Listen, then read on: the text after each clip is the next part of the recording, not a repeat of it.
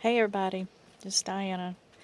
I thought I'd just share with you. I'm starting a new project, or a little ways into it, not far. A cover. I love doing covers. I'd rather do those, I think, than the insides. But anyway, I just thought I'd share with you kind of how I start out with making decisions and playing. A whole lot of it is just playing. But anyway, the first thing is I started out with this piece was my kind of inspiration, if you want to say that. This came from Hobby Lobby jewelry clearance, like $1.25, something like that, a dollar and something. If you've never gone into the jewelry section in any of your craft stores and look for clearance stuff, please do, because you can get some really cool stuff for charms or like this, And I saw that, I thought, man, that would be nice to put on a cover somewhere. So the I really like these little stones around the side here. They're kind of a jade opaly kind of thing. They got a little bit of sparkle in them, but not much. But the center stone on this was an emerald, like just a regular facet cut emerald stone, faux of course, but that goes without being said for a dollar. Duh. Everything I tried to lay it on, it just didn't look right to me. Now, I'm sure that making jewelry, it would be great. You could put it together with, beads that emerald and the green and be fine. But for what my purposes were, I didn't like it.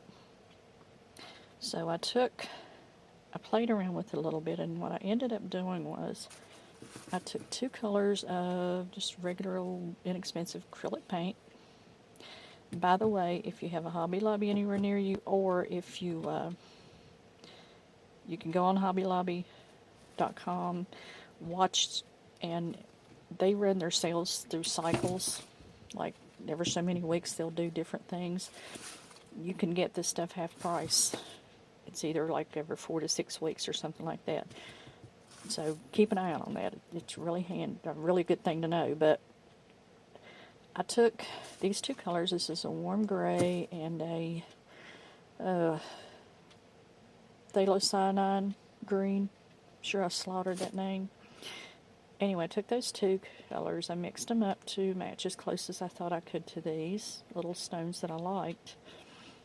Painted a couple of coats on, let it dry overnight, then put a coat of glossy accents on it, and I like it. Okay, so originally I was going to use this on black.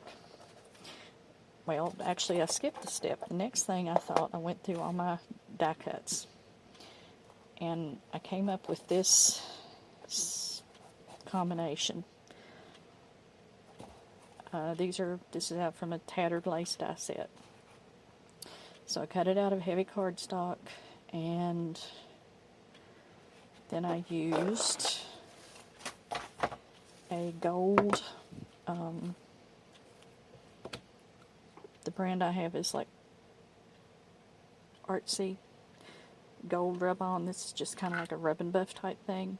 Just a paste or kind of creamy paste that you rub on, and then I took a paper towel and buffed it off.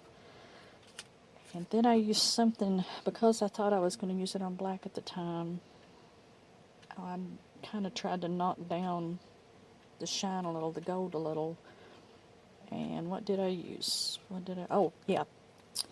This powder puff.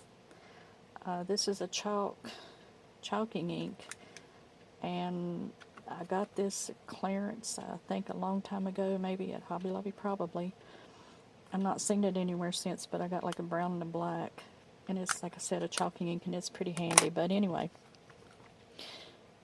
the more I thought about it, for some reason, I mean, the black and gold is pretty, but for some reason, I always think of red and gold together, and black and silver. Blue and silver. So I decided to do red instead. Started a new cover in red, and I thought, okay, pretty cool. I like the gold. I don't know if I like the green. Green and red, Christmas, right? Don't want to do Christmas. Well, but I might as well do Christmas because it's coming up. So this is probably going to be a Christmas journal. Don't know yet. Anyway, all this, I decided to try, to find some green accents, and that's what all this was.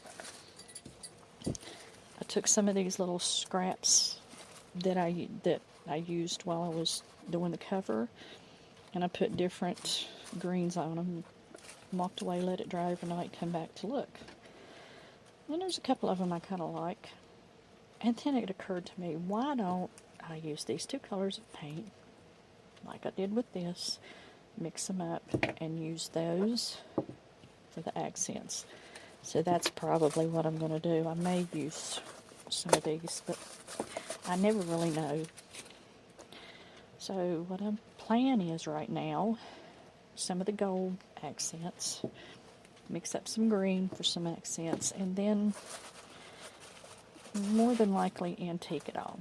So that just goes to show you, that's my, and the red.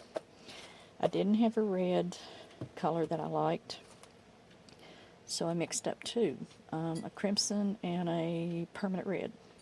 One of them was too pink, one of them was too appley red, primary red for my taste, so I mixed up the two, maybe a little more crimson than permanent, and that's what I came up with. I'm really hoping that doesn't dry out.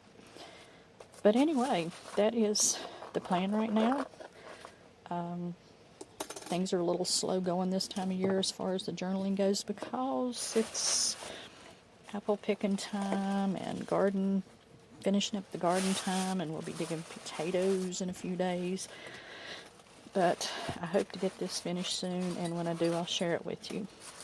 And if anyone would like to see the process I'm using here for covering this book, which it's kind of mid-range, kind of in the middle right now. But if anyone would like to see that, how I do that, and I did this the same way. I do this pretty often, actually. And I think with some accents and some antiquing and that type thing, it really shows up the texture and looks kind of like leather. But anyway, if you think you'd like to see the video of that, and you're doing that process, then let me know, and I'll get it done as soon as I can, okay? Thanks you guys for watching. Bye.